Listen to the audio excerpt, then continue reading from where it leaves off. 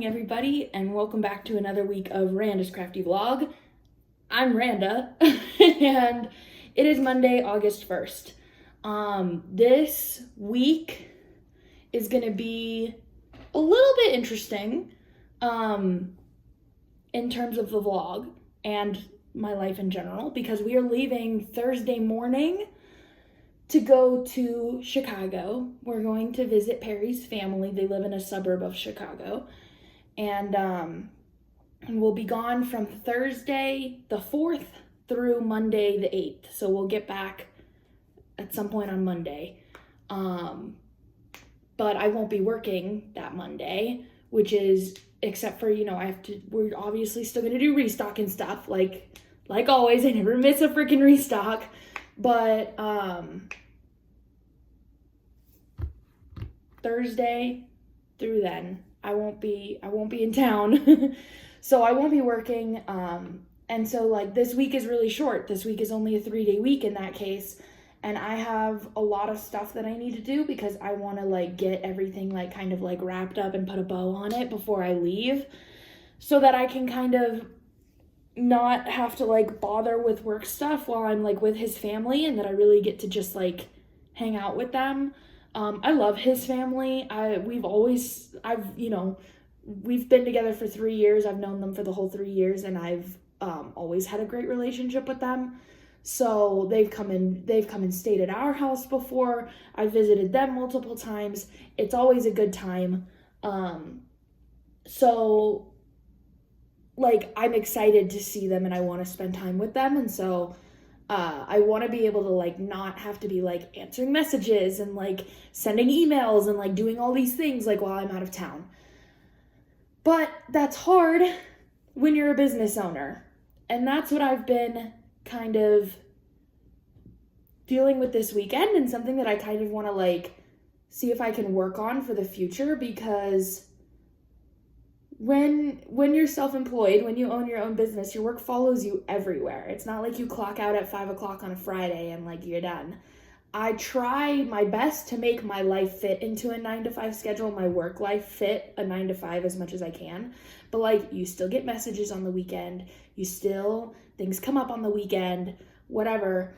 And I want to try really hard for my own sanity's sake to really keep myself Monday through Friday, 9-to-5. You're not working on the weekends. You're not answering messages in the evening. You're not doing it. So I'm trying to figure out exactly how to do that, because it's I know that my phone has a do not disturb mode, but I don't want to do not disturb my entire phone. I still want my mom to be able to text me, or Perry to be able to text me, or whatever. I just want to silence work notifications. And my mom and I have talked about at some point down the road, if I was really struggling with it, that maybe I get a work phone and keep it separate from my personal phone, so that I can leave my work phone in my office and not worry about it.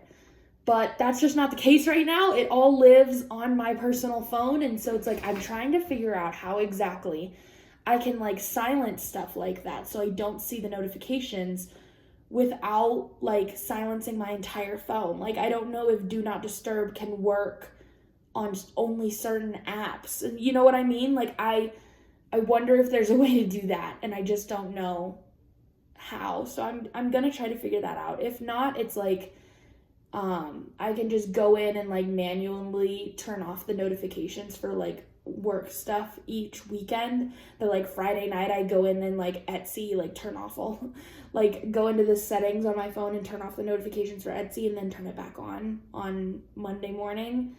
But it's then with evenings that makes it a little difficult. But I think there's a very good chance that once I leave for Chicago this weekend, I'm gonna put on do not fucking disturb on. I'm not gonna put the shop in vacation mode, because then you can't purchase things, and that's not the point, because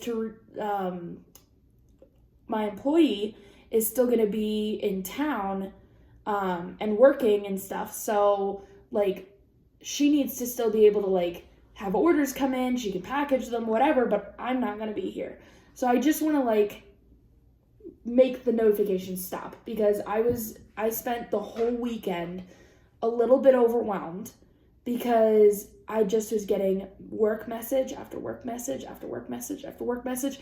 And like, granted, some of the stuff that happened was like really exciting, but it's like, I need to get better at setting like that space for myself, like that separation, that it's like, you know, my office is like on the opposite side of the house from where we like hang out, and there's a door and I can close it and I can close work at the end of the day, but my phone still comes with me. So it's like, I have to figure out how to do that. And so it's like, because I've been feeling kind of overwhelmed with messages all weekend and things that need to be done and emails that need to be sent and whatever it might be, I'm now like, my like brain is working against me, that I'm going, okay, it's Monday, it's time to like go into your office and get everything done because you have to get it done by Thursday. But I'm like so overwhelmed that my brain is like fighting it. My brain is like, no, we need to just sit here, we need to just shh. And that's just not helpful. So I forced myself to come and sit in my office, try to get some stuff done, but I do need to figure out like how to turn off notifications. And maybe I just need to like every day at 5 p.m. go in and shut off notifications and then turn them back on in the morning, and then shut them off for the weekend and turn them back on Monday. Like, I don't know, but I'm trying to strive for that whole like work-life balance thing, because it's hard. It is hard when you don't like, you know, clock out and come home, and that like work follows you everywhere, because it's literally, notifications pop up at any time of the day. And so I'm working on that. But for this week, I got a lot of things that I need to get done before I leave. Again, like I said, I want to wrap everything up with a nice little bow before I go. And today's Restock Day. So today we are releasing 2 new scents. Like always, we've got pink lemonade and cinnamon donut. Ooh, they're so good. Ooh, they're so good. And so I'm really excited for you guys to get those and try those, because they're so good. So those are releasing at 4 p.m. MST today. A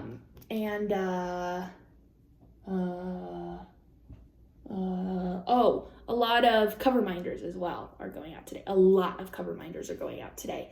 So if you're looking for some new cover minders, go check out the shop. I know by the time you see this, it'll be like Wednesday or whatever, but who cares? Still go check out the shop.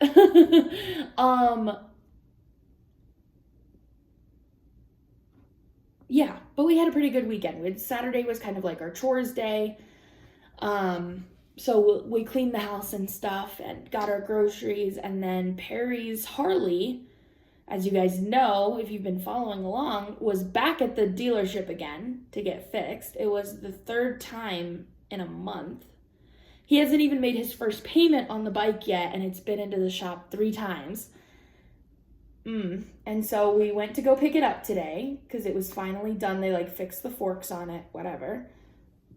We went to go pick it up, and Perry was looking at it and he was like, I don't know, man, it still doesn't like look quite even. Because that was the problem, was that the 2 forks at the front that hold the wheel to the body were like uneven. And that's very dangerous. It's like life-threatening. It's like your wheel could pop off and you could die. It's like a big deal. And so he was like, I don't know, man, they still don't look quite even to me. And they were like, no, they were like swearing up and down that like he measured it to spec and like it's right now and whatever, because they were the one that fucked it up in the first place and made the forks uneven. And he was like, okay, like I don't know. And then we pull out of the parking lot. He didn't tell me at the time that he thought the forks looked uneven, because he knows that I would have been like, we're not going anywhere if you have any questions about those forks.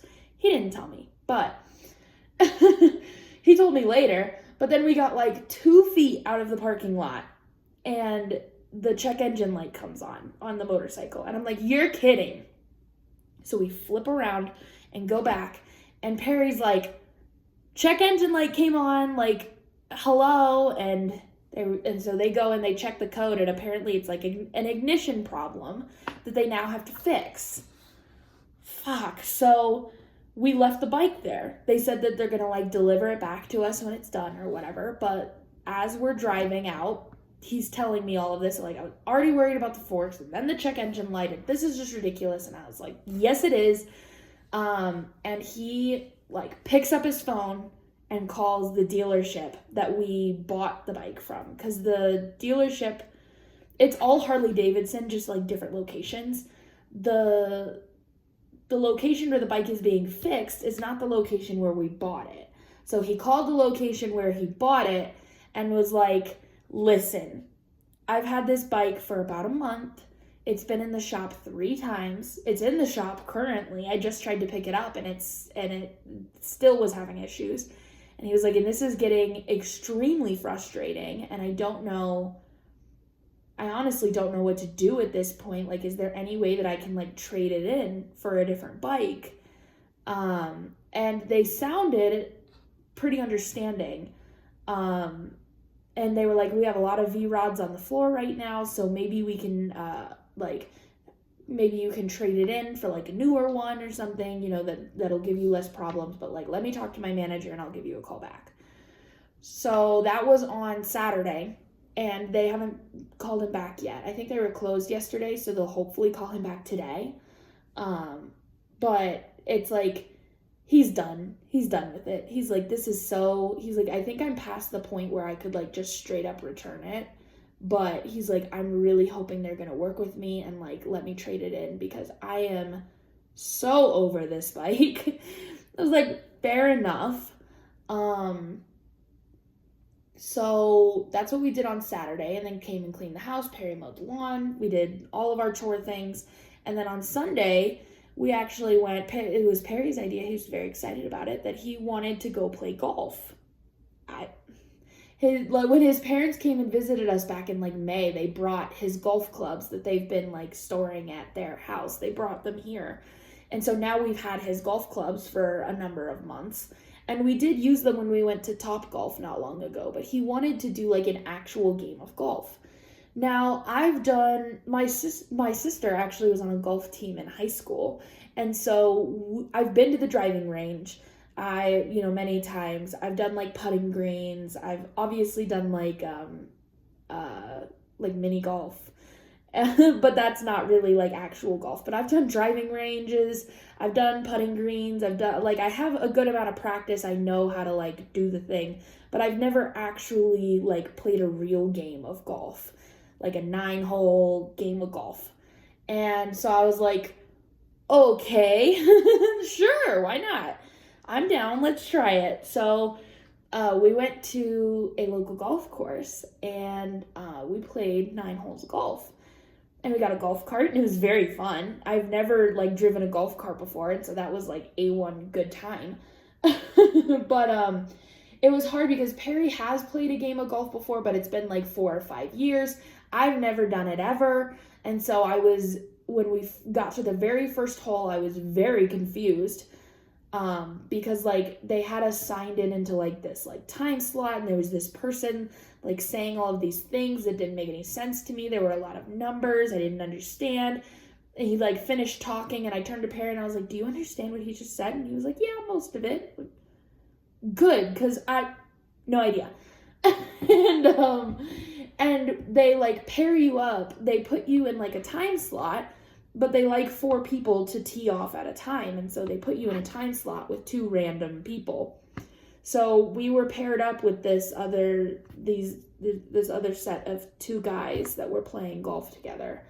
And I felt so bad because that's, like, I had absolutely no idea what I was doing. Perry also kind of didn't know what was going on. He knew better than I did, but still, like, he was sort of like, what do we do? Like, I don't know. So we're like, do we wait for them to go? Do we go? Where do I start from? What am I aiming for? I don't fucking understand. Where am I? Like, it's very stressful when they're all, like, saying things at you and they all understand what's going on. And then you have, like, people waiting behind you who are, like, ready to go fucking, they're like serious golfers, like, ready to go, and we're like, fuck, I don't And, but once we like started, once I did a couple of holes, we figured it out. And thankfully the people who we were with were also not like, they definitely, you could tell they've golfed more than us, but they weren't like really serious about it, like really pro type of whatever. They still like ended up in the long grass a lot, and like, just like they also didn't, they weren't the best. And so it's like, it was okay because then I felt not so bad about like taking a little bit longer, because I for some reason I was having so much trouble. I was like pretty good when it came to like accuracy, like being able to shoot it where I wanted to hit it, but I was having a really hard time like getting any fucking juice behind it. And so Perry kept saying that I was like slow and steady wins the race, that like I would do like, you tee off usually with like a driver and it gets like way down over there. I would get like a little bit and then a little bit and then a little bit because I couldn't get any heat behind it. And so it was like they would be like down there and I'm like halfway down, like let me slowly make my way. I swear we got like quadruple septuple bogey on like every single hole. We weren't keeping score. We were just like just try to get it in the hole. Like that's all we're going for. And so but thankfully I didn't realize because I saw where, it was me and a group of guys, Perry and the other two guys. And so they were all teeing off like at the furthest point possible. And I was like, that's funny because I'm looking at the thing over there and it's like 3 miles away. And I'm like, that's a joke, right? I'm not going to be able to hit it that far. And then the guy like pops in and tells me like, oh, by the way, women's tee off is like half a mile up. I was like, oh, thank God. So I always got to tee off a little bit, like sooner, and Perry even sometimes teed off with me at the women's tee off because like he was like, I'm struggling a little bit too, like back here, but he's like, I still can hold my own, so I'll still like, but at one point I was like, you want to just tee off on red with me? Because like he was struggling and he was like, yes, please.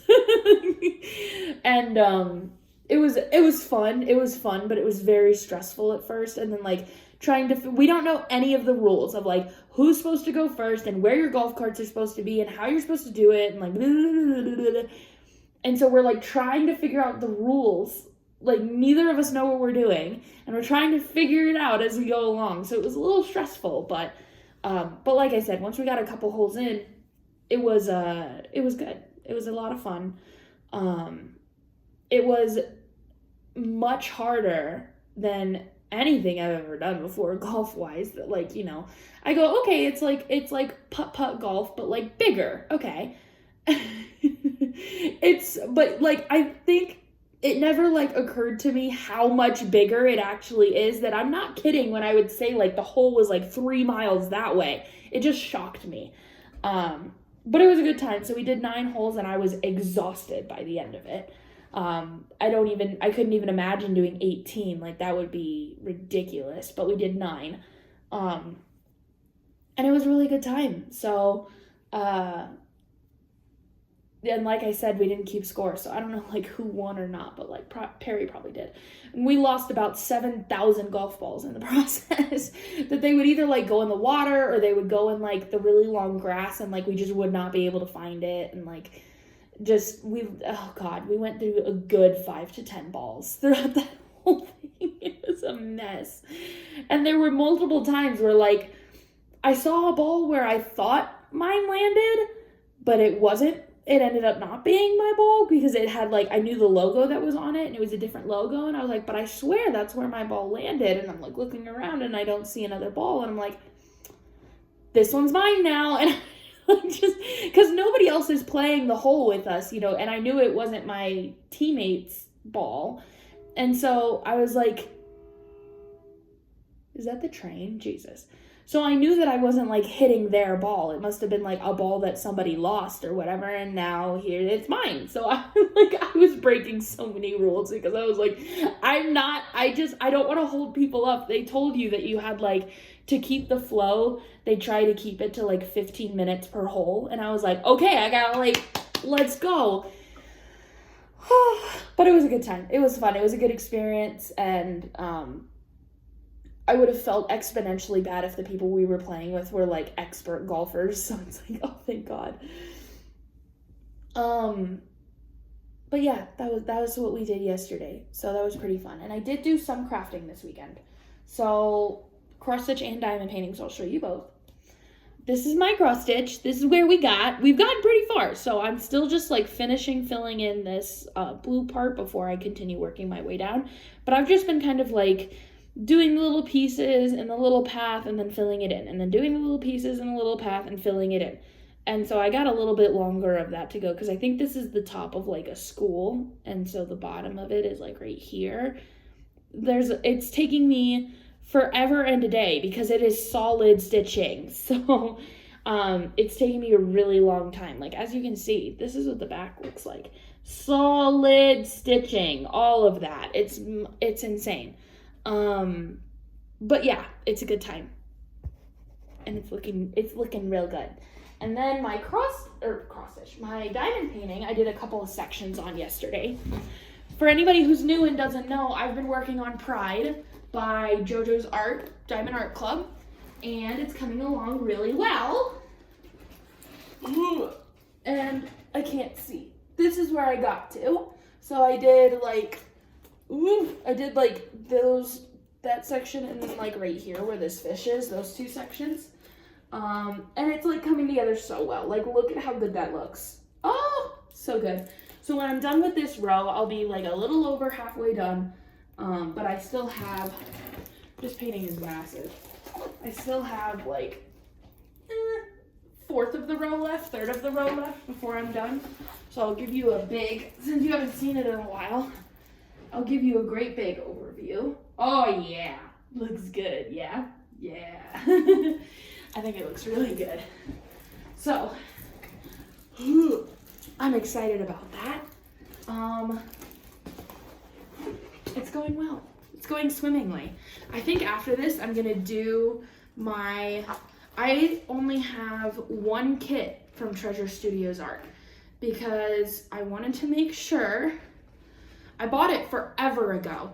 And I wanted to make sure that I, liked it, that I liked the quality before I ordered a ton. Because they have a artist at TSA that I really, really like. It's, I believe her name is Maria Abignale, I think. And so I got Winter by her, but I also really like a lot of the other pieces that she's done.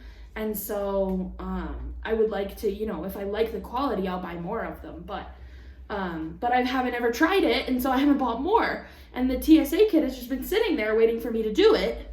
So I think that's what I'm going to do next after this one, is I think I'm going to pull out my first ever Treasure Studios Art kit, which is very exciting. I don't branch out much when it comes to diamond painting. Like, I do diamond art clubs. Like, I almost exclusively just buy diamond art clubs. So I do like Distracted by Diamonds, and so I do have a couple of those, but I still just mainly stick to Diamond Art Club. And so that's the only TSA that I have. And then I tried DIY Moonshot, and hot take, I did not like it very much.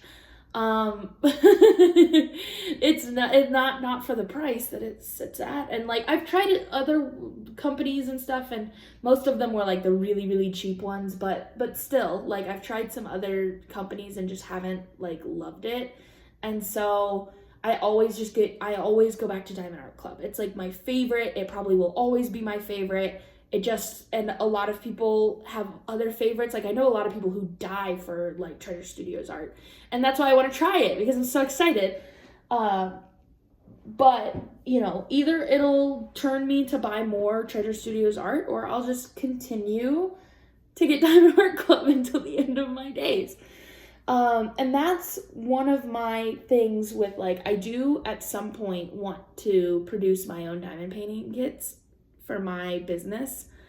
But I'm gonna have to do some like rigorous testing on them, because I refuse to just like buy any kit, like any whatever, and just like, here you go. Like, I need to like rigorously test the quality and make sure that I like it and I would want to diamond paint on it. Otherwise, I'm not selling it to you guys, you know? Like, that's just not happening.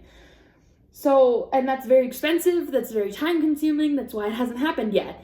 So, but it's like, no, I need to be like, I will only do Diamond Art Club. And so it needs to be like on the level of Diamond Art Club or I'm not releasing it. You know, that like that's at least what I'm going for. So, I'm very picky. So it's like, I hope that I like it and we'll see, because I really like Maria Abigail and I want to buy more of her stuff.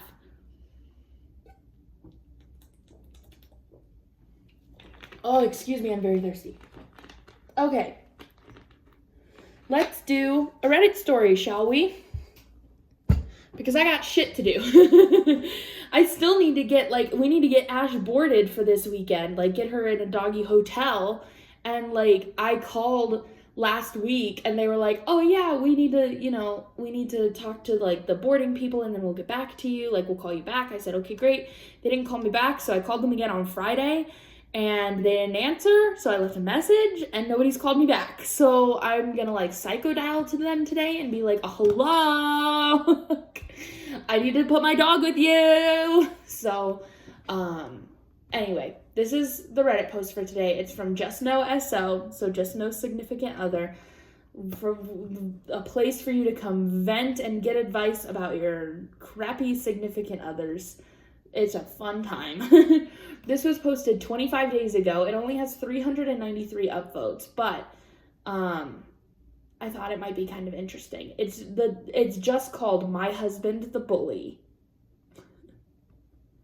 Why are you married to somebody who you think is a bully? Anyway, this afternoon, my husband and I took our daughter, 4 female, to take a short assessment in her school if she is ready to proceed in Kinder 2. Oh, I guess there's Kinder 1 and Kinder 2 now. We already enrolled her in Kinder 1 since she will be turning 5 in October, and she does not have any school background before that. I don't understand this Kinder 1 and Kinder 2 thing. Like, it's just kindergarten, and then you go to 1st grade, 2nd grade, 3rd grade. Anyway, I don't understand that. For people who have kids right now might get that, but I don't get that. The teacher told us to try the assessment since she will be turning 5 by October and classes would start by August. So we brought our daughter in. Unfortunately, the teacher assessed that our daughter still needs to undergo Kinder 1 as she is not ready yet. I accepted the results since I also don't want to force my daughter mentally if she is not ready. Good for you. Especially since I would be giving birth by September, so she's pregnant. It might be difficult for me to teach our daughter advanced lessons while she's having to deal with a young one. Oh, while having to deal with a younger one. That's also true. She might also get left behind since she has never had any school background. During the drive home, my husband keeps on bullying our daughter, stating how dumb she is. Oh, fuck no. As a mother, I felt really sad. He doesn't listen when I tell him to shut up. According to him, he is just motivating our daughter to do better. Fuck off. I totally disagree with him. I had a talk with my mother, and even she is fine with my daughter undergoing Kinder 1 first. That's how you're supposed to do it, technically. Yeah, you go to Kinder 1 and then you take Kinder. I assume that's how this works, so why are you mad? I did not mention about my husband bullying to avoid conflict. My husband's mother acts the same way too, always calling names at my children if they do something wrong. They would compare my daughter to my eldest child, 8 male, who is a consistent honor student. Jesus fucking Christ. I don't get the comparison as my son had undergone nursery, Kinder 1, and Kinder 2 before proceeding to 1st grade. Both me and my husband are teachers, so he should know better about how each child is unique and should be treated equally. My daughter had a fever when she got home, but my husband still bullies her and tells her she got sick since she was not able to do her test right. Oh, God. Oh, God. Oh, it's a nightmare. Oh, this poor kiddo. I have one takeaway from this story, and I'm pretty sure it's like the only takeaway that matters, is that if your husband is being mean to your daughter and you have a conversation with him about it, you tell him to stop doing it, you whatever, and he refuses to listen to you and continues to bully her anyway, that is possibly one of the biggest red flags in all of the land, and you should listen to it. Granted, that is probably me listening with my triggers, but run. Like, it will never stop. He is proving to you that he does not care what you think, how you feel, and he will continue to treat her that way. And she will grow up thinking that she is not good enough and that she needs to strive for perfection,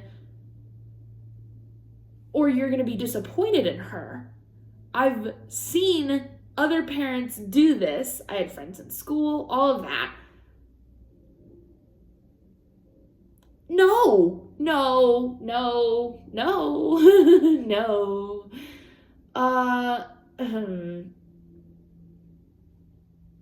Yeah. I don't really have much else to say about it because it's such a hard situation that, like, granted, you don't know how long they've been together. They now are about to have 3 children. They already had 2, and now they're about to have a 3rd together. And so, like, you've got kids involved. They've probably been together for a long time. And so it's like, it's much easier to say, like, holy fuck, get out of there, than it is to actually get out of there.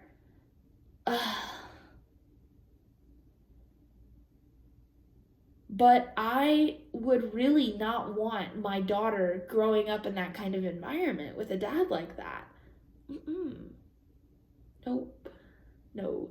So, of course, from an outside opinion, I say you need to get her out of there. You need to get your children out of there. Or you need to do some rigorous couples counseling with your husband. And maybe he needs to do some personal counseling as well, because, like, how do you think that's not, I know that, like, yelling works as motivation for some kids.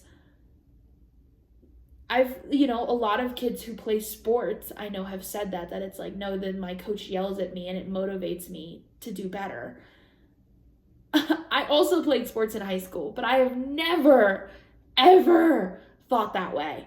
It's like, no, if you yell at me, it makes me want to do one of 2 things. A, completely shut down.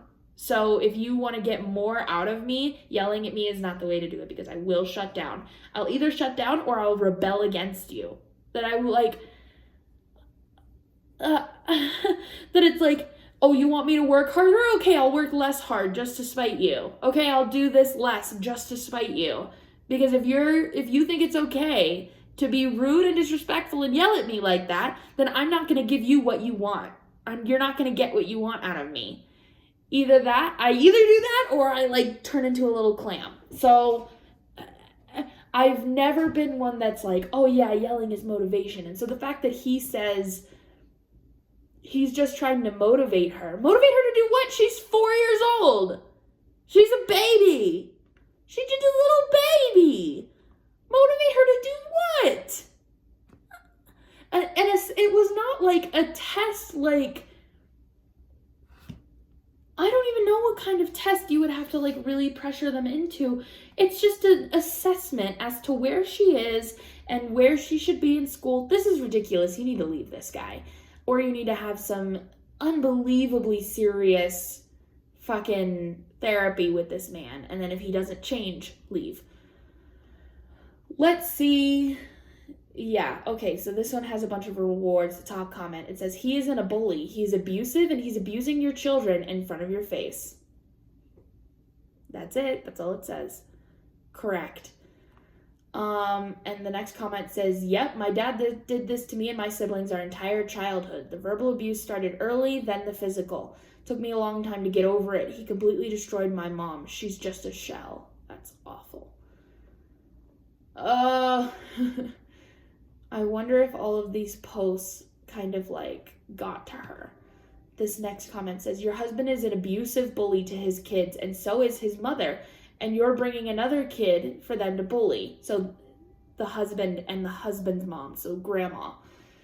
Why are you sticking around and allowing this to continue? You don't tell your mother to avoid conflict. You don't tell her because you know you're allowing a grown man to bully and compare your children. You may need to look up favorites and how that affects the scapegoats. As long as you are allowing this, you're part of the problem, not the solution. There's more to that, but I have to stop and say that I completely agree with it. As long as you are allowing this to happen, you are part of the problem.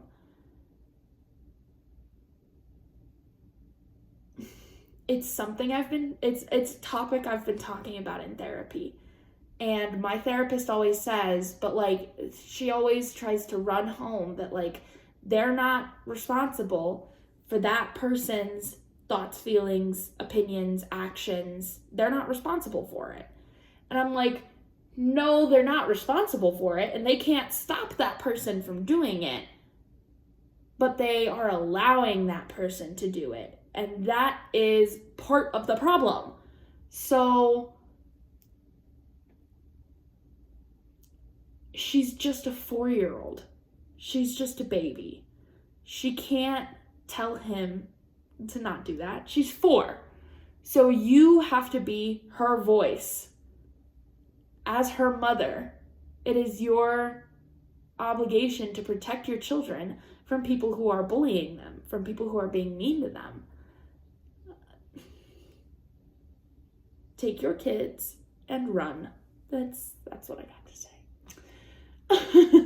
Do you know how damaging being bullied can be, especially when it's a parent doing it and you have no safe place to be loved? I'm just shocked you're allowing this, because unless you're protecting your kids, which I'm sorry to say you're really not, they don't even have no one. They don't even have no one. You need to stop this now or take responsibility later on how you choose to stay with their father even though he was abusive. Your love for your children should be stronger than the love for any man, no matter what. And this was also something that I was talking to my mom about, that it's like, your kids should kind of always come first over your spouse. And it was something that I like kind of said, that I was like, I don't know. And she was like, actually, I view it a little differently. That she was like, both parties need to respect each other. That she was like, if, like, she used my stepdad and as an example, and this has never like happened before. My stepdad is amazing, but she was like, if John, my stepdad, was being mean to you, then I'd tell him to fuck right off and get in his place. But if you were being mean to John, then I'd put you in your place as well. It's like, whoever is not meeting each other with respect is the one that needs to get put in their place. It's not one comes over the other. It's you both need mutual respect for each other. And if one is not showing that, then they need to be put back in their place. And I was like, that's a fantastic point. That is a really good point. There is no hierarchy. It's just mutual respect over everybody. Because you hear that a lot, that like your kids should come first, or your husband should come first, or your whatever. It's mutual respect for everybody involved in the situation. And if your husband is being mean to your kids, then you need to protect your kids. And if your kids are being mean to your husband, then you need to protect your husband. It's like, you know what I mean? That it's not like, oh, you do whatever your kids say no matter what. It's mutual respect between all parties. So, yeah. So even though they're saying your love for your children should be stronger than your love for any man no matter what, I totally get what he's saying, but it should be mutual respect. Oh, geez. Yeah, and the next comment mentions what's just as horrifying. She says they're both teachers. Wouldn't you just love for your children to be taught by these disgusting people? It's like, I have a hard time calling the mom disgusting, just because, like, I bet that's a hard situation to be in. I wouldn't call her disgusting, but do I think she's doing the right thing? Do I think she's protecting her children? No, not at all. But I would call him disgusting, but I wouldn't go as far as to call her disgusting. I would just say that she's not protecting her children like she should right now. And hopefully all these comments, because there's a lot, hold on, let me see. There's 115 comments. Hopefully all these comments sort of, because they all say the fucking same thing, is that he's an abuser and get rid of him and oh my god and like, so hopefully that like smacked some sense into her. Let me see, because it was 25 days ago, so I wonder. Nope, she didn't respond to any of the comments. There is no update. But she's come to Reddit quite a bit. She posted 6 months ago in Just No SO, my SO the bully, and it got removed. But then I assume that's when she reposted this, my husband the bully. I assume it's kind of the same thing.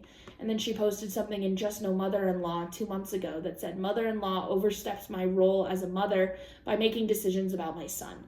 Yeah, it sounds like your husband and your mother-in-law are a piece of fucking work. And why? Oh, nope. Nope. No. Anyway, let's move on to the crafting wow, because I've been talking for 40 fucking minutes. I'm sorry. Look at this cute fucking thing. Hold. Look at it. This is in the subreddit called Crafting. It was posted a month ago, and it says, I made a cute cat hamburger acrylic keychain. Isn't that the best thing you've ever seen? It is a hamburger, but it's a cat. I just love it. If I wasn't already like completely running out of space on my keychain, I would have a million of them because I just love this shit. I love these things. I already have multiple keychains on my key ring. And I would add this one to it if I could, because goddamn, that's fucking cute. Anyway, that's it. I'm gonna stop talking now because I've been talking for 42 minutes. I'll see you guys tomorrow. Good morning, everybody. It is Tuesday, August 2nd. It is 10:56 a.m., which means I have an hour until I need to go to therapy. I got a lot done yesterday, so I don't have like a ton to do this morning, but I do need to pull out my budget book because we got paid today, and so I need to do all the math, send my employee her paycheck, all of that fun stuff. Put, taxes, math, and all that fantastic thing. But yeah, I'm trying to think. I feel like there was something I wanted to tell you guys, but I don't know what. Yesterday went pretty good. Yeah, just busy, just like a lot of stuff was going on, and I got a lot done, but then I also, like, by the end of the day, I was like so tired and like had a headache and I just kept going, God, why do I just keep feeling like so tired? And then I was on the phone with my psychiatrist. I had a psychiatrist appointment yesterday and was on the phone with him, and he was like talking like medication seems okay, whatever. I was like, yeah, seems good. And he was like, well, is there anything going on that you want to like talk about? Cause now's your chance. And I was like, well, it's like, oh no, I have a long hair. Have you guys ever done this? I have one single long hair that's made its way out of my bun. So I just make it match the length of my other hairs. Anyway, it is now a baby hair. So I was like, well, for the past like week or so, I've just been feeling like really like tired, like all the time. And And I was like, but I don't think it's anything to do like medication wise. I was like, I think it might have more to do with just like stress. Because it's like, you know, as you guys know, I brought my dad into therapy a couple weeks ago. And that was like a lot. There was a lot of like childhood trauma that came out of that. And then even after that, like that, I've been talking about it every week in therapy. There's a lot to process. There's a lot to deal with on my end. And that's exhausting, you know, like having this trauma for so long and not really dealing with it. And then now trying to like deal with it. It's a lot. So that's very exhausting and very stressful, like trying to figure out what I want to do and how I want to go forward and how I like change how my mind is thinking about it and like all this crazy shit. So like that's exhausting. And it's like, you know, we've had a lot of growing pains in the business, and so like that's been stressful, of course. And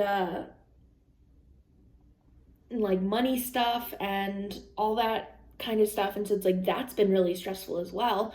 And I've been, like I mentioned yesterday, I've been battling really hard with this like work-life balance thing. And I tried it for the first time last night, where I found out that Do Not Disturb has like certain settings, like on my iPhone. There's Do Not Disturb where you can like turn your phone off, but like notifications. And most people use it for like while they're sleeping and stuff, so their notifications don't wake them up. That's what my mom does. But I was like, I just want it for like certain apps, and I still want certain communications to be able to come through at those certain times and whatever. You're able to set all of that. So I'm able to set like contacts who are allowed to text and call me, and then I'm allowed to set up apps that I can still get notifications from, and then just block out the rest. So I set up like my mom and Perry, those notifications can come through even when it's on Do Not Disturb, and then like a bunch of apps that like are fun and not work related, those can still come through, and then the rest of them are shut off. And then I set like the timer automation, so that happens, those settings happen every weekday from 5 p.m. to 9 a.m. and then on the weekends, all day on the weekend. So it'll like go off at 5 p.m. on Friday and then not turn back on until 9 a.m. on Monday. So it's like I was able to get that all set up and tried it for the first time last night. And it was actually really good because I was still able to go on my phone, and it hides all of the Do Not Disturb notifications in like a little folder in your notifications. And you can click on it and see the notifications, but it hides it in a little folder if you don't want to see it. And so that's been really nice that I'm still able to be on my phone without seeing all of the work stuff going on. And then I respond to it in the morning. So it worked really well last night, so I'll see if that continues to work. But like trying to figure out that and like dealing with like having multiple weekends where I was working throughout the weekend and stuff like that, it's like that was stressful as well. So I told my psychiatrist that, and he was like, yeah, that's definitely that's a lot of reasons for one to be tired. Like that makes a lot of sense. And so he's like, I bet you $1 million that's what you're experiencing. And, you know, just, you sounds like you kind of are working on it and whatever. And so keep talking to your therapist, keep working on it.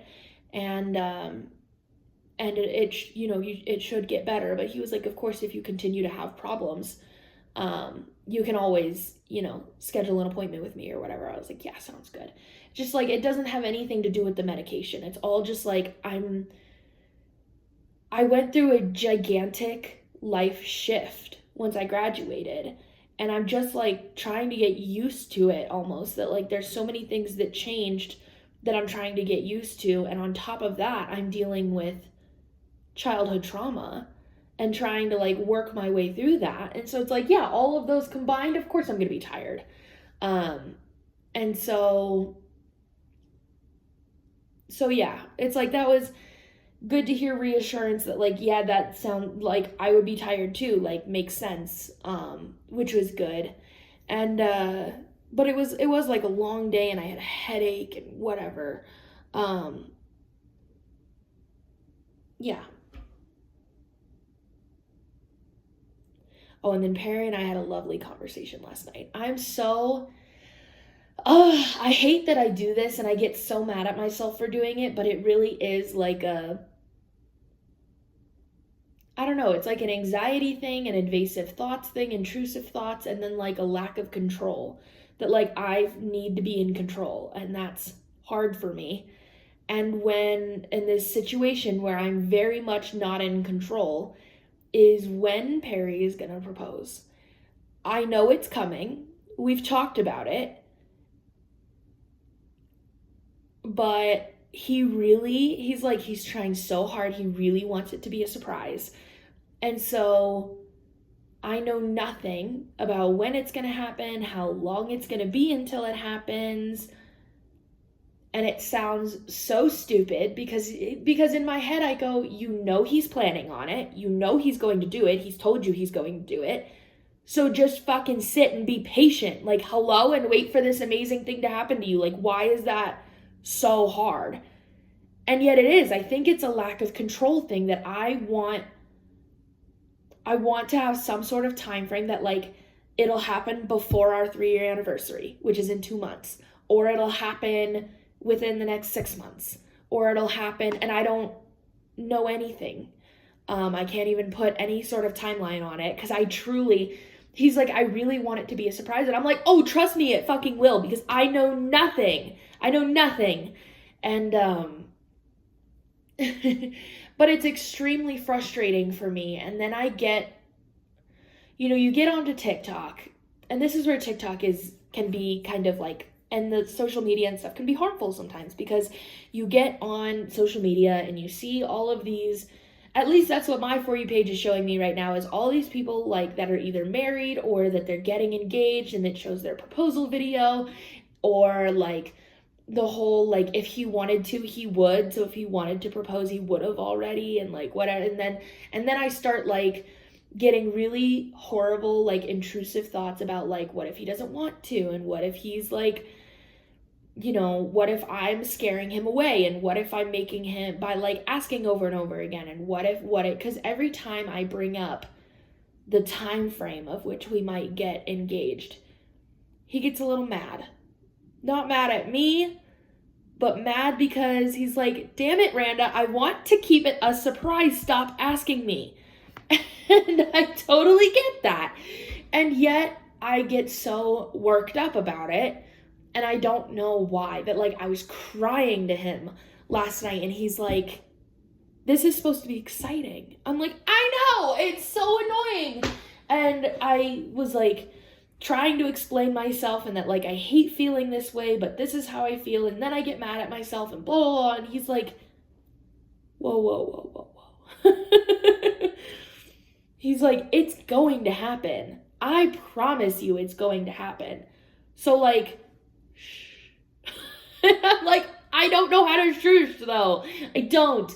And it's something that I struggle with in other parts of my life too, that like when I know there's a surprise, like sometimes we've gotten in the car and I'm like, he like tells me to get dressed and get in the car. And I get in the car and I go, where are we going? He's good. It's a surprise. It's a secret. I hate that. And it's not that I hate surprises, except maybe that I do, because I really like the concept of surprises. But when I'm in the surprise, I'm like, no, I have to know. I have to know where we're going, what we're doing, what's going on. I have to like, and I hate that I do that. I do it with presents. I do it with any other surprises, that like if there's a present, I even do it with giving presents, that when I have a present for Perry that comes like 2 weeks before his birthday or something, I get so excited to give it to him that I have a really hard time waiting until his birthday to give it to him. And vice versa. If I know he has a present early, I have a really hard time not saying, I want it now. Like, does anybody else struggle with that? And I know a lot of you are like already married or something, but if you guys like had that same thing when you knew you were about to get engaged and you started feeling really antsy and anxious and had all these intrusive thoughts and whatever, like,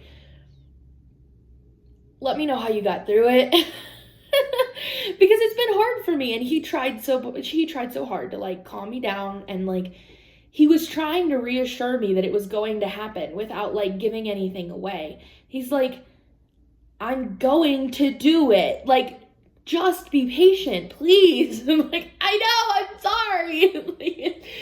And he's like, I hate that, like, you put a timeline on it. I don't want you to, and not even for my sake, but for your sake, I don't want you to put a timeline on it, because then if that timeline comes, like, say, I've always told him that I really hope that we're engaged by our 3-year anniversary.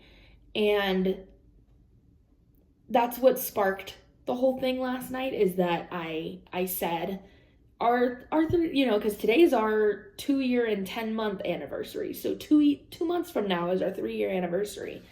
And so I said something about, like, I didn't want to mention it first. And then he was like, no, what is it? And I'm like, well, you know, there's a small little part of me that hopes that we'll be engaged either by or on our 3-month anniversary or our 3-year anniversary. And he's like, I don't want you to put those kind of constraints on it, because then if it doesn't happen, you're going to be disappointed, and that's not good. And I know he's right, and yet it's like, that's what my brain kind of hyperfixates on, is because, like, I feel like if I don't have, like, it's going to happen by this date, or it's going to happen within the next 6 months, or it's going to happen within whenever, that, like, what else do I have to hold on to grasp onto? I feel like I'm grasping onto any little hint, any little whatever that I can get. That when he said that, my very first thought was, oh, it's not going to be by our 3-year anniversary then. That's him saying, don't get your hopes up. Either that, or it's him trying to throw me off because that's when it's going to happen and he doesn't want me to expect it.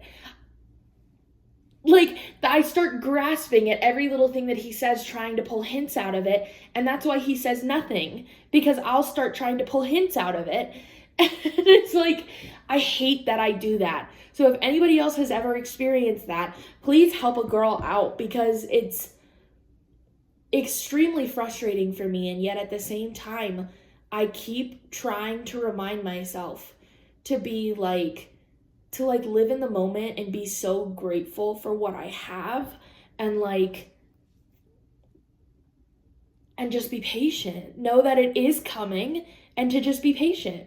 And like, cause it's like, you know, I've heard of so many couples that get to this point in their relationship and they don't even live together. And Perry and I have lived together for 2.5 years. We own this house together. We have 2 little fur children together. I have the life that so many other couples dream of. And so it's like when I was in a long distance relationship in high school, this is the life I would have dreamed of. So like, be grateful for that. And stop fucking, like, trying to pry, and stop trying to whatever, just because you want a ring on your finger. Like, it's, oh my God. So I'm trying, but it is hard. It is hard. So, and I read an article that says a lot of other women experience this, which makes me feel a lot better, because I feel like a crazy person. Honestly, I do. And I don't like feeling like I'm crazy. So it's good to know that other people feel that way as well. So if you've ever felt that, how'd you get through it? Help a girl out. But anyway, that was yesterday. So I did a little crafting as well. And here's where I'm at. So I finished filling in these little filling in, and then I started working down here in this little school. And these are going to be like trees with the numbers in them, and then the path like connects up here, and then I need to fill it in. But I didn't do any diamond painting last night. I just stitched a little bit. And then I got these, I update on the biker shorts. I tried them on. If you saw last week, the very last clip of last week's episode, I got a pair of biker shorts in the mail, because I was like, listen, I keep seeing it on other girls and it looks cute. And it looks comfy, because then you don't have the like chub rubbing together. My thighs rub together so bad. And they always have. It like doesn't matter what size I am. My thighs have always rubbed together. It's just how I'm built. Even when I was in the best shape of my life, they rubbed together less, but they still did occasionally. now they do like all the fucking time. So I was like, ooh, if I could like eliminate chub rub and it could still look cute and it could, you know, no chafing and like, you know, whatever, like that's, and it's still like shorts, like that could be fun. And so I got a pair in the mail that I really liked, and then I tried them on, and they were like standing up, they were so comfy. And I was like, ooh, but then I looked in the mirror and I went, I look like a 50-year-old lady. I don't know. I just looked frumpy and like not, it didn't look the best on me, but it also didn't look awful. You know, I didn't look like super ridiculous, but it didn't look fantastic either. And so I walked out to Perry and I was like, what do you think about these? Because I don't know how I feel about this. I was like, they're so comfy, but like, And he was like, they don't look bad on you, but like the short shorts that you wear definitely look better. I was like, fair. I agree. And so I was like, well, maybe I just keep them for like wearing around the house, maybe like cleaning in them, whatever, because they're so comfy. So that I tried to like sleep in them that night because that's how comfy they were. But the minute I like sat down or laid down in them, they were tight enough that they like started rolling up my leg and then was really cutting off my leg and got really uncomfortable. And so I was like, yeah, fuck these. They're not even comfortable to wear around the house. I can stand up in them and they're comfy, but I can't do anything else.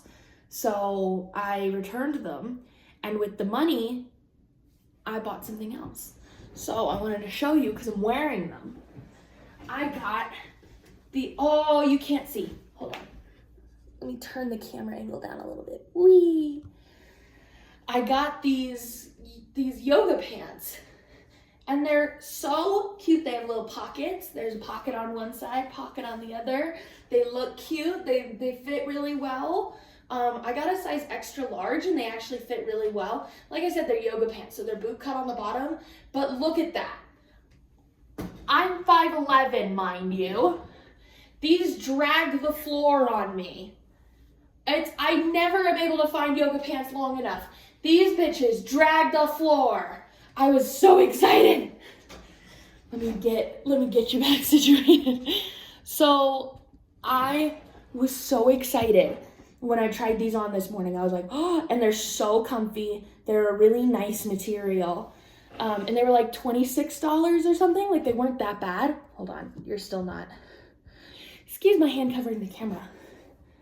But like they're really comfy, they're really cute, and they literally drag the floor on me, and I'm 5'11". So if you're shorter than me, they're probably gonna be way too long on you. But if you're as tall as me and you want some yoga pants that fit you right, I'll send you the fucking link. DM me on Instagram and I'll send you the link. Or like comment down below and I'll send you the link, because these are awesome. So, and they have pockets.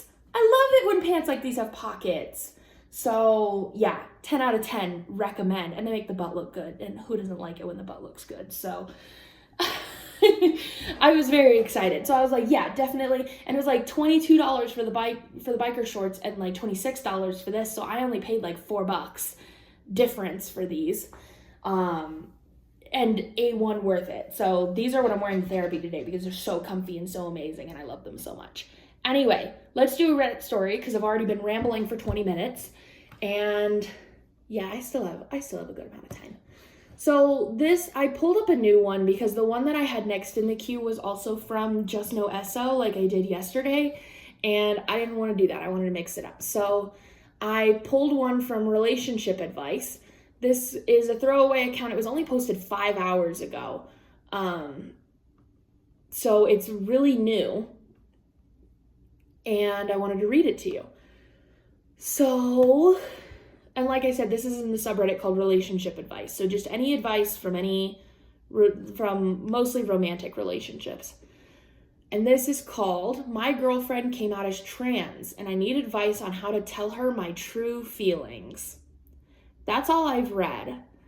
But I have a feeling I'm going to have a lot of opinions on this. So let's read. I, female, will be referring to my girlfriend as my boyfriend in this post, using he, him to not misgender him. So it was a lesbian couple, 2 girls, and then the girlfriend came out as trans. So now, yes, okay, I understand. We are both 21 and have been together for 2.5 years. So my boyfriend came out a few months ago and I've been pretty supportive. I've gone to his sessions with counselors. Yeah, that's a weird way to spell counselors. I've gone to session with counselors with his consent. But there when he came out to his, been there when he came out to his friends, have been trying my best to use the correct pronouns and gone shopping with him to get new clothes. As the months have passed, I started to really miss my boyfriend as my girlfriend. I miss the feminine features and the hair he used to have. I miss the way he would dress. I fell in love with a woman, and I guess it's that feeling of losing someone. I know he is still her, but I miss seeing him as her. I felt awful, but I needed to tell my boyfriend the truth. When I told him, he seemed fine and understanding, but the next day he told me he didn't feel trans anymore. I was like, how can you just change back overnight? And he told me that he was just confused and will now identify as a woman. I could tell that something was off about him after he told me he wasn't trans anymore, and after lots of convincing, he finally told me that he is actually trans, but lied to me and said he wasn't because he doesn't want to risk losing me. I felt so bad. I want him to be in true self, as I can see how low it makes him suppress to. As I can see how low it makes him to suppress it. There we go. We talked about it and decided he would transition. Fast forward to recently. No matter how much I try, I still crave and miss my girlfriend. I'm scared and don't know how to express this to him. I just feel so frustrated at myself that I miss her because they are the same person. I miss her and I know I'll miss bits of her when he fully transitions. I say I'm bisexual, but I never felt as attracted to a man as I have for a woman. She was my type. Everything about her I was attracted to, and now she is no longer a she, but a he. I don't want to lose him because I do still love him, but I want her. And I wouldn't ever want him to be a her just for me. Would like some advice. Oh, I thought I was going to be kind of mad about this. I'm not. I feel really bad for her because you can tell from her post that she wants so badly to be undeniably supportive. But it's hard. I can see how it's hard when you fall in love with a woman and then, they're still the same person, but they look different, everything. So it's like, as much as people say, yes, but you fall in love with the person and you want to be with the person. It doesn't matter what gender they are, what they look like, whatever. All of that is true, and yet it is still a loss. You know what I mean? I think that's still completely valid, that it is a completely valid loss. I think she needs to go to therapy, though, because if she wants to continue this relationship, she needs to be able to learn how to accept the loss of her as a him now and not yearn and crave for your girlfriend because now you have a boyfriend. But I bet that's hard. It's like as hard as it is for the person transitioning as well, it's also hard for the people around you. It just is. And it really doesn't sound like she's like, oh, my girlfriend's a boyfriend and now I want to break up with them. What do I do? It's like, no, how do I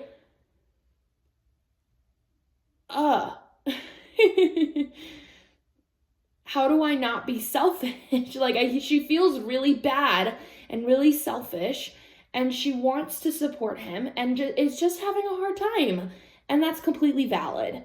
So I feel bad for her, but I do think she needs to go to therapy and work on it because, like she said, she doesn't want to be selfish. She wants to accept him for who he is. She still loves him.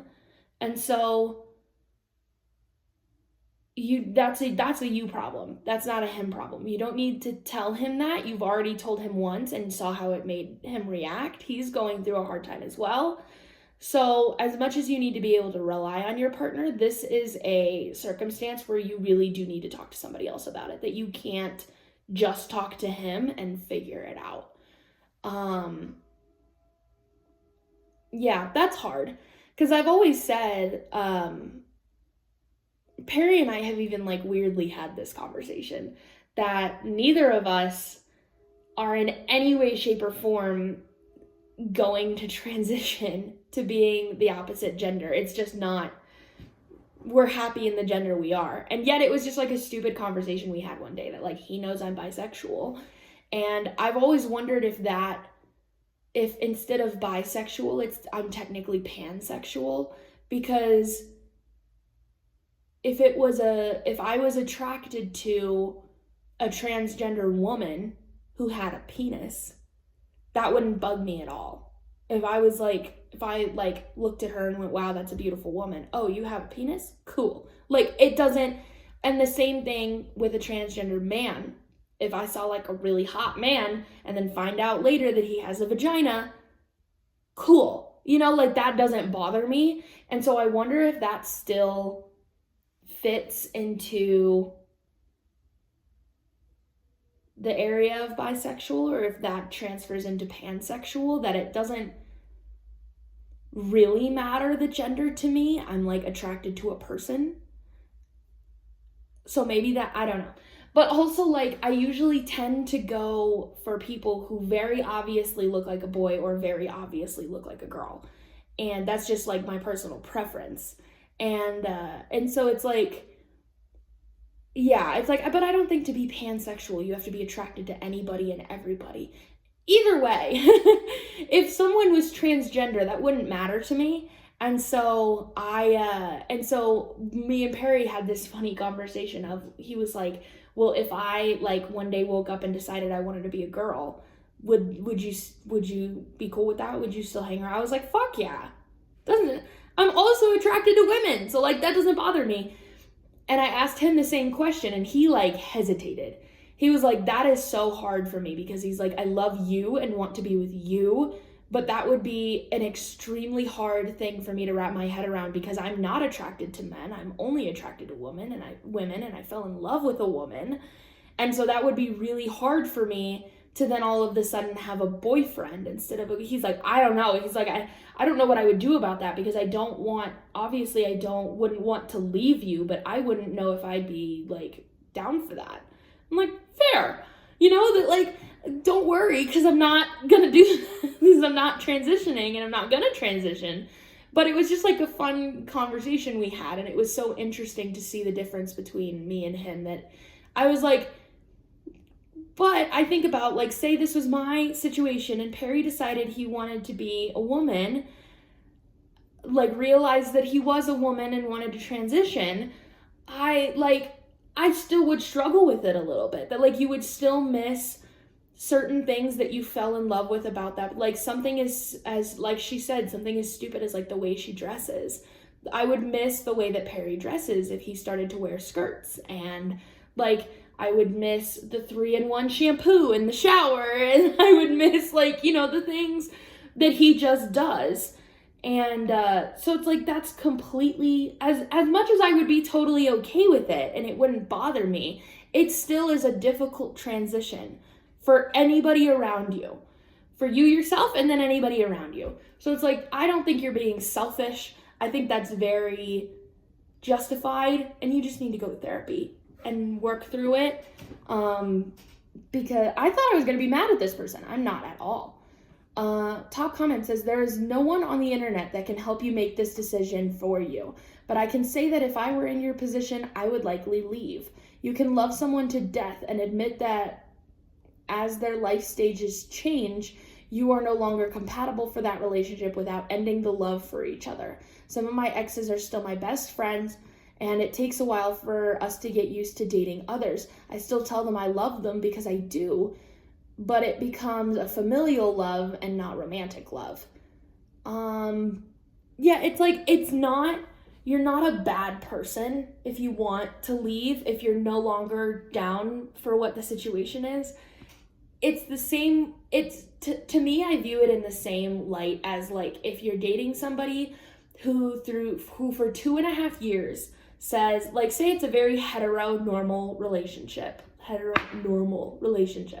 a man and a woman. And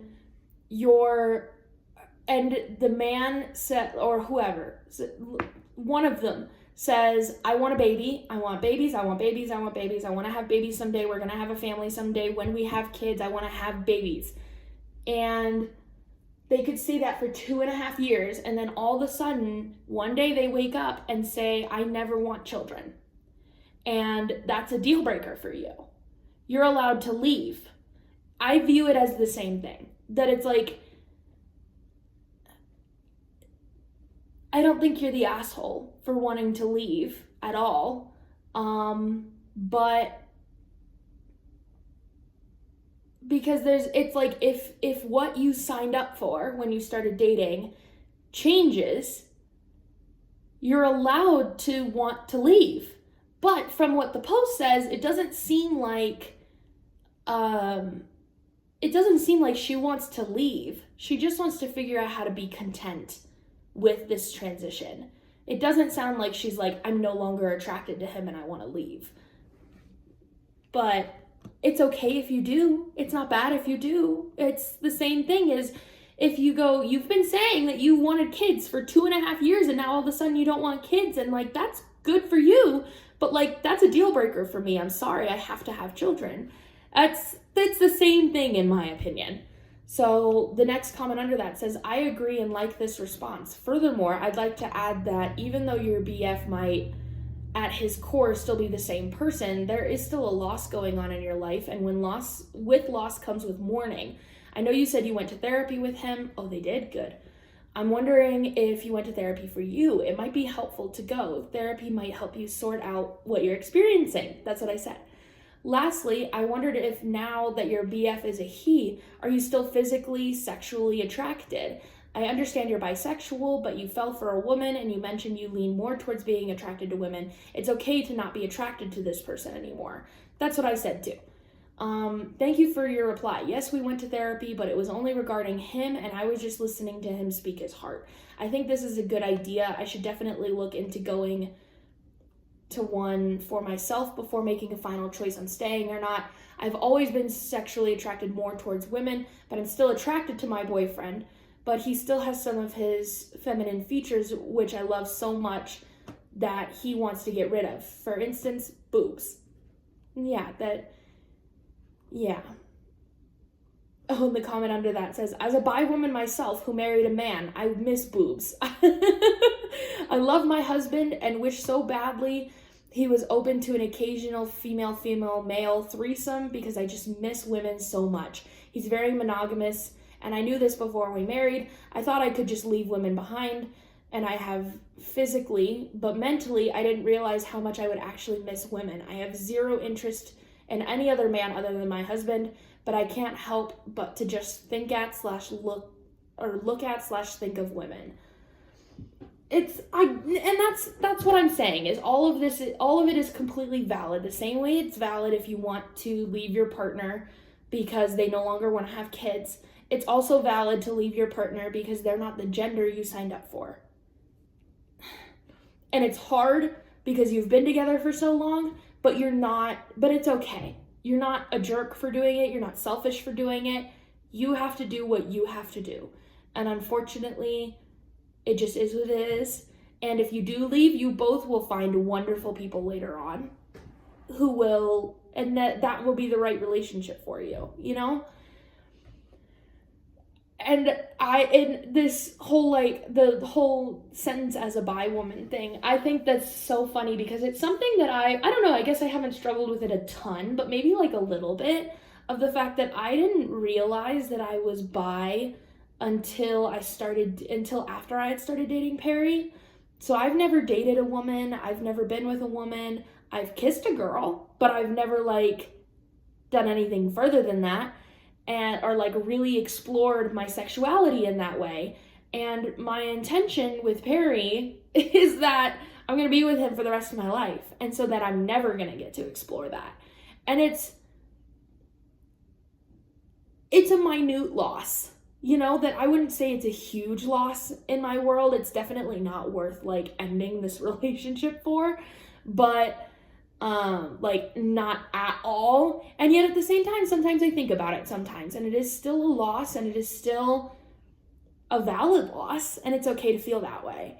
So, you know, that it's like, yeah, I'll never be with a woman, and that's okay, because I wouldn't trade what I have for the world. But it's still a loss. It's like everything is valid, and I think they should definitely just like go to therapy. Yeah.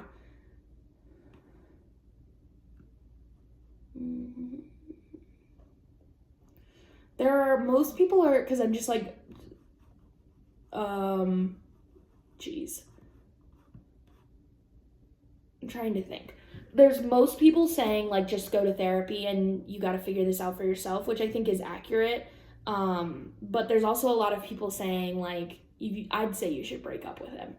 And it's like, I don't want to jump to that, because she doesn't seem like she's ready to break up with him. She seems like she's struggling and trying to figure out what she wants to do. So, but that's interesting. Like I said, it was only posted 5 hours ago.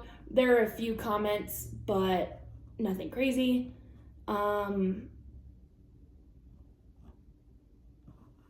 And of course no updates, because it was only 5 hours ago. So let's do the crafting wow for today, because I've been blabbing for 40 minutes and I need to go.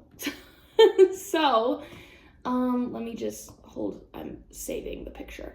Hold please. And ready, spaghetti. There it is. This is again in the subreddit called Crafting. It's more amigurumi. I fucking love this shit. And it just says paper lion. Look at those cute little lion babies. They're so precious, don't you think? I just think they're so cute. Anyway, that's it. Just very quick crafting wow today. Just wanted to show you those because they're fucking cute. That's it. I hope you guys are having a great day. I'll talk to you tomorrow for the last clip of this vlog. Good morning, everybody. I feel like I'm juggling 17 things at once today. It is Wednesday, August 3rd. It is 1:30 in the afternoon, so it's not technically morning anymore. Good afternoon, everybody. I am dying a little bit. Not really. It's okay. I'm fine. I just am busy today because we're leaving tomorrow. We're leaving like first thing tomorrow morning for Chicago, and we'll be back on Monday. So this is the last clip of this vlog. I'll be posting it today. And so I'm busy like doing some last minute laundry to make sure we have everything. We're going to be packing today. I'm trying to wrap everything up with the shop to make sure that it's all good to go and everything's going to be okay without me. And you know, just like trying to wrap things up around here. And I had to call like 1.5 million different doctors because I'm trying to get a referral back to my urologist again. It's a long fucking story. I changed insurance, and so they need a whole new referral, and it's like, that's so fucking stupid. But anyway, so I spent like an hour on the phone this morning just getting that figured out. And then responding to messages to everybody before I leave. I want to get the new scent releases going. Let me tell you what the scents for next week are. Because of course I already forget. like I do. Hold please. Hold. May, June, July, August. This one. It's going to be honeysuckle and caramel nut muffin. And those are two separate scents, honeysuckle and caramel nut muffin. So good. So if you like the more like florally, like sweet honey scents, honeysuckle is A1. And then caramel nut muffin, if you like some really warm, it's a little nutty, it's a little caramelly, it's really, really A1. So those are what we'll be releasing on Monday. So I need to get everything set up for that, everything set up for Restock, because I won't be here. So we have to fly standby because one of Perry's best friends works at the airport, and so he gets us standby tickets for really cheap. Otherwise it'd be really expensive for us to fly there. And so if you've ever flown standby before, you basically like get on a standby list for a flight, you show up and you see if you make it on. And if not, you have to try to make it on the next flight,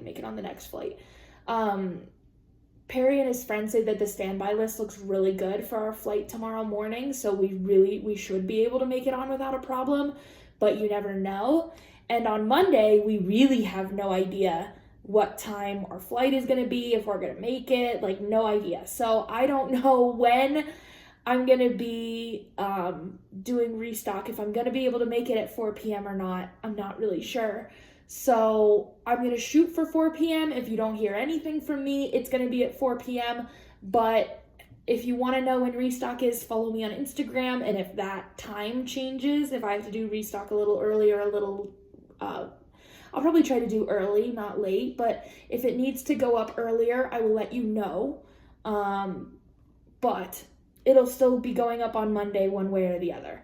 So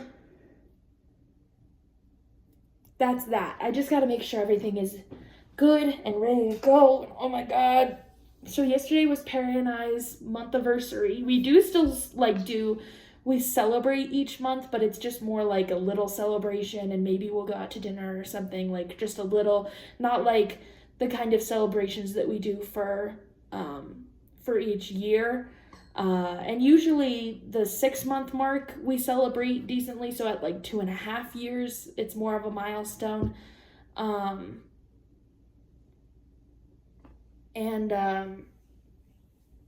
I can't think today. And also, we're not going to be in town for our normal Friday night date night. And so I suggested to Perry last night, why don't we do our date night tonight for our anniversary, since we won't be able to do it on Friday. And he said, yeah, that sounds great. But poor guy has slept really bad the past like couple of nights. I don't know what's going on with him, but he has just not been sleeping well, and I feel really bad. And so he was so tired. He was like, honestly, it's like, he's like, I really want to go on a date, but I'm not really like, I'm so tired. Going out sounds like a lot of work. And I said, don't worry about it. Let's order in. So we ordered in, got food delivered from the few places that deliver to our house, because we live in bumfuck. And so we got some food and hung out, and Perry played his video game, and I stitched a little bit, and it was a good time. And we started planning about the different, because now also the daycare has been a complete fiasco, trying to get daycare for Ash while we're gone, boarding set up. And I called like our normal place like 3 times with 0 response, like over like a period of like a week. And so then I made an appointment for a different doggy daycare that she'd never been to before. And then I've still been back and forth with our current daycare about whether we're going to be able to like drop her off early enough, because we need to be able to drop her off by 7:30, but their website says they don't open until 8. And so I'm like, well, are we, am I able to drop her off at 7:30? Is that okay? And I still haven't heard back from them. So it's like we currently have like 2 reservations. They did say they would hold a spot for her on Thursday, but I just didn't get like confirmation of if I could drop her off early enough. So it's also still in limbo, like where she's going to be staying for doggy daycare, but I got to get all that stuff set up for her. It's just been a fucking mess. So we were doing that last night, trying to figure out what to do, but it was still a good night. We celebrated our anniversary. It was a good time. And I'm just going to be like a little bit running around like a chicken with my head cut off today, because yikes, there's a lot to do. And I just want to make sure everything's set up and okay, so I can kind of like turn off my brain tomorrow. And we've also talked about, because Ollie is going to be staying at home with an automatic feeder, and he does great by himself. We've left him home alone before with the automatic feeder, but we've never left either of them for this long. We'll be gone for 5 days, and we've never left either of them alone for 5 days. And so we've talked about, Ash will be with a doggy daycare. She'll be supervised. She'll be okay. But I do get a little worried about Ollie, that I just want to make sure he's doing okay. And so Perry and I have talked about like tonight going out and getting like a cheap camera to set up in our living room, so that we can check on him while we're gone and see if we're okay. And then if he needs something, my mom is like 45 minutes away, but if he really needed something, I could like say, hey, can you please go check on Ollie? And or like his automatic feeder turned off or something, like can you whatever. But you know, it still would just, it's just peace of mind to be able to check on him and make sure he's okay. So we've talked about doing that tonight on top of packing and everything. So it's like, it's a bit of a fiasco over here, but we're going to be okay. Everything's going to be fine. And it'll be nice to be able to kind of turn off my brain once tomorrow happens. Get everything done today and not worry about it. So yeah, I want to show you the little bit of, I literally did the most minute amount of stitching ever. All I did was fill in this little top of the tree here around the one. That's literally it. That's all I did. I didn't do any diamond painting. I didn't do any of that. If I have some time today, I think I'd like to do some diamond painting, but I don't know if I'm going to have time. So it's fine. But yeah, that's what I did crafting wise. Literally not a ton. I need to get this video up. So I don't know if I'll have the time to do any crafting today, but that'll be okay. Let's do the Reddit story for today, and then I have a crafting wow, and then we're done. This one looks really fucking short. I don't like it. Hold please. I'm gonna find a good one. Let's go back to relationship advice. What do we think?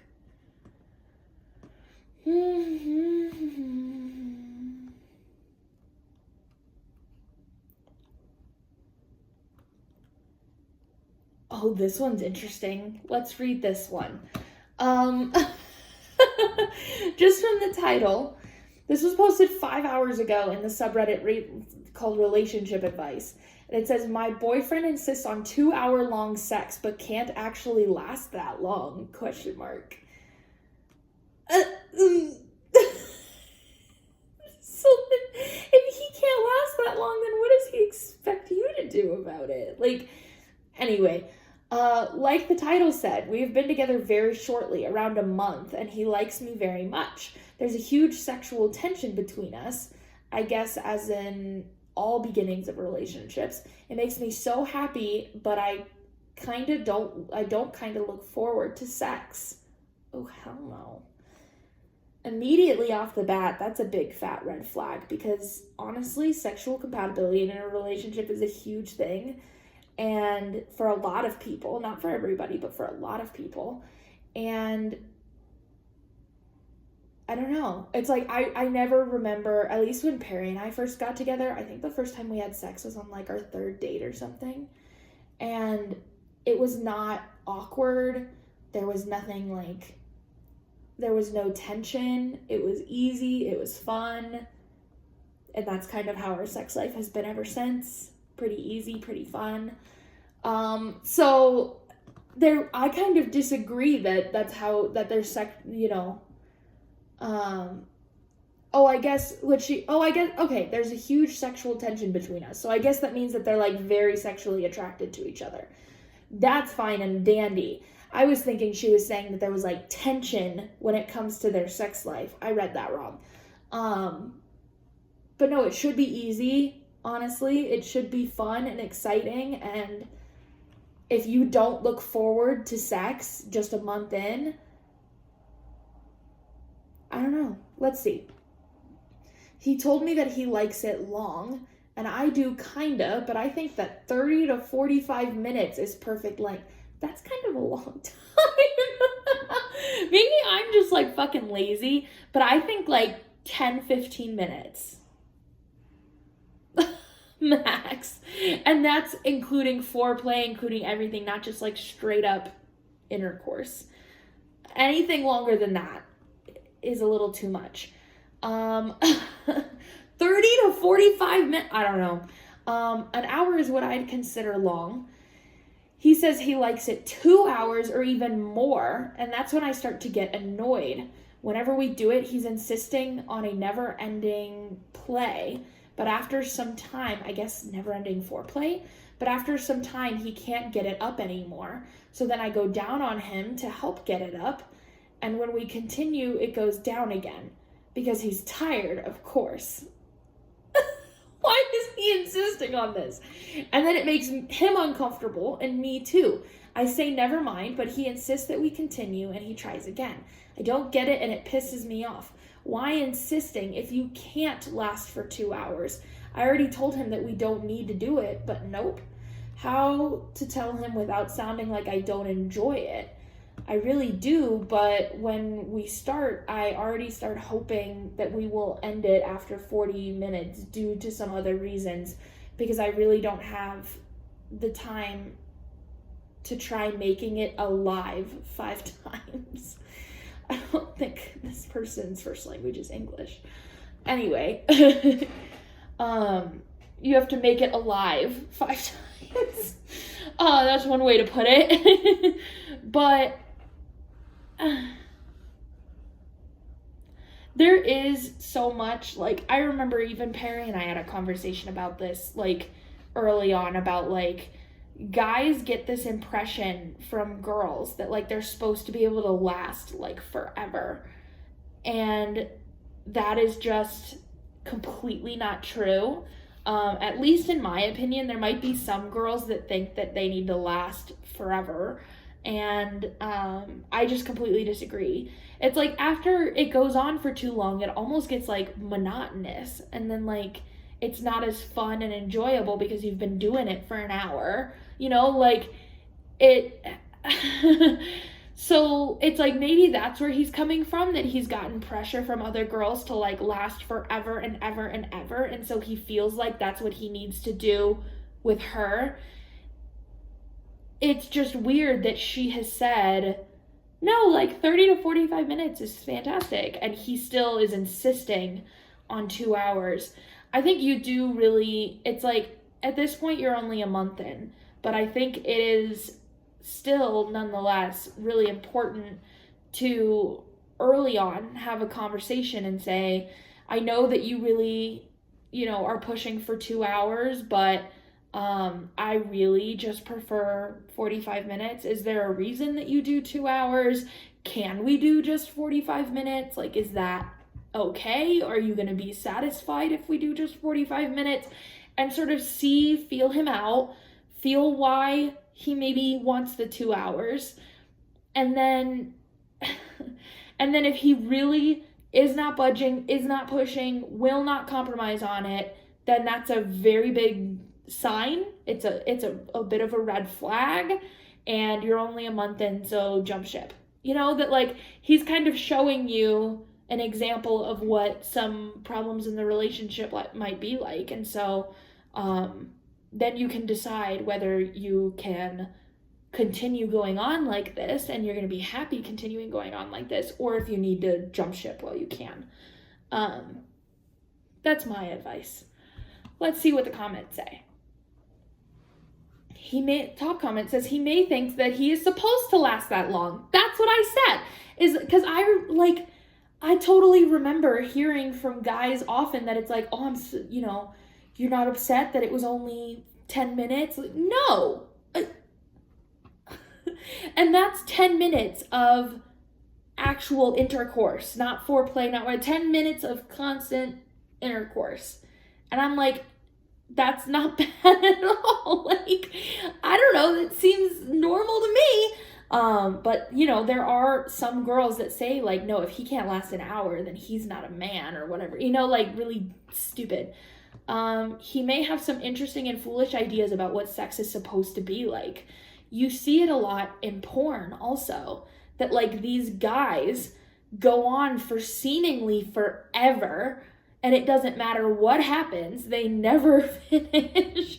So it's like, they might see that and go, oh, that's what I should be doing. Maybe that's their only experience. My significant other would do so similar, and I would explain that he was letting us both down.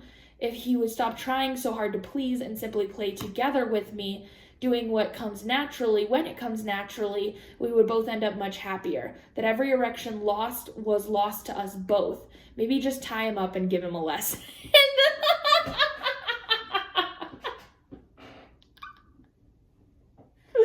Scrap my advice, do that.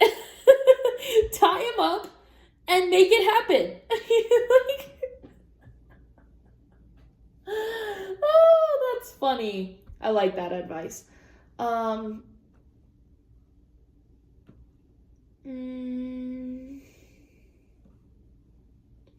my god, this one comment says, I once had to take plan B because a guy you-know-whatted inside me because he wouldn't admit he already came. This was like 26 years old. I felt it, LOL, and I know my own fluids, but then he tried to continue to seem cool, I guess, after going softish. Anyway, exploding with passion is way hotter than faking it to seem however they are trying to seem. Yeah, that it's like, if it lasts too long, I almost like worry about my partner. I almost think they're bored or their fucking legs are cramping, their butt is cramping, like something is preventing them from getting to the finish line, and that's frustrating for everybody. And so then I start worrying about them. And so yeah, and I would agree. I think it's a great experience for everybody when it is like they can't hold it in any longer, and like, you know, it can be a good time.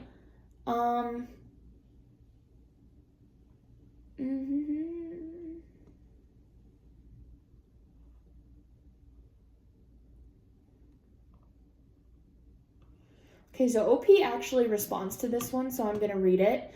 It quotes the part where in OP's post where it says how to tell him without sounding like I don't enjoy it.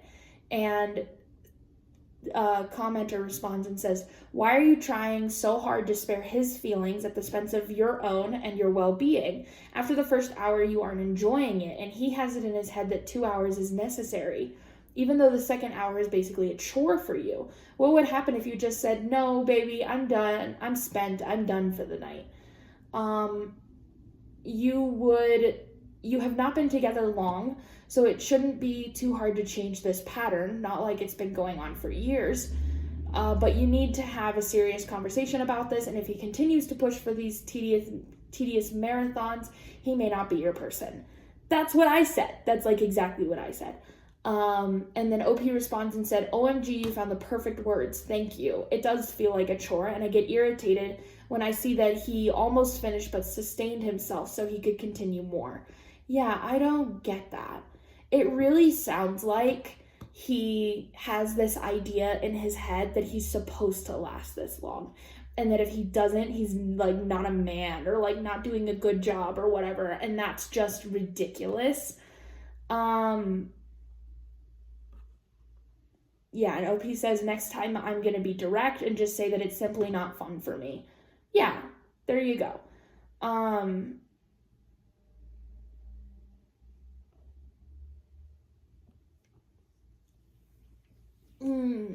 Oh yeah, this comment says, sounds like he knows about sex, all he knows about sex was learned through porn. That's what I was saying. Porn is like a really unrealistic expectation about what sex actually looks like, but some people don't ever learn that. And so it totally could be. It could be that he has these unrealistic like fantasy expectations and maybe just needs to be put in his place a little bit. But it does say in one of the comments also that this man is 26 years old. I don't know how many partners he's had before this, but it's okay, buddy. You don't need to last 2 hours. Anyway, let's do the crafting wow for the day. Hold, please. I'm saving it. Crafting wow. Yeah. This was posted a month ago. This is in the subreddit called Crafting, and this is what it looks like. I don't know what in God's name those are made of. Polymer clay, maybe? But what I do know is that they're absolutely fucking adorable.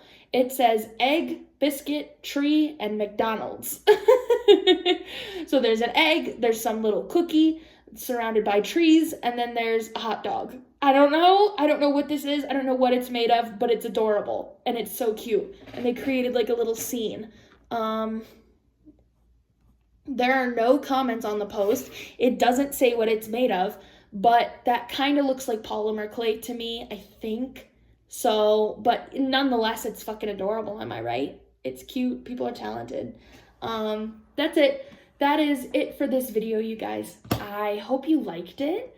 I hope it was long enough. I think it was, because I think we're already at like an hour and I only did 3 days. So, but yeah, I hope you guys liked it. I'm going to try to get back into my normal posting schedule next week, where I post twice a week instead of just once a week like I have been the past 2 weeks. But I have been so fucking busy. So we'll see. I'll try my best. But anyway, hope you guys are having a great week so far, and that you enjoy this video. I can't wait to see you guys next time, and I love you all. Bye!